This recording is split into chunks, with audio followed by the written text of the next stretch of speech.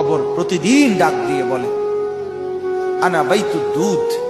প্রত্যেকের কবর প্রত্যেককে ডেকে বলে, ও আল্লাহর বান্দা, জানো আমি পোকামাকড়ের ঘর, পোকামাকড়ের ঘর। তুমি তো সেই বান্দা যে একটা মশা কানের পাশ দিয়ে উড়ে গেলে তোমার ঘুম বন্ধ হয়ে যায়, চোখ মিলে যায়। একটা মশার গুনগুন আওয়াজ সহ্য করতে পারো না।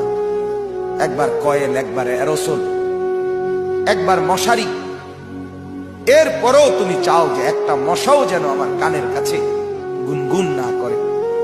তো 5 ঘন্টার ঘুমের জন্য, 6 ঘন্টার ঘুমের জন্য বান্দা এই যত্ন নিলা, অনন্তকাল কিংবা বছরের পর বছর কবরের যে ঘুম দিবা, পড়ে থাকবা সেই ঘরে, পোকা মাকড়ের ঘর, সেই ঘরে তুমি ঘুমাইবা কেমনে, থাকবা কি?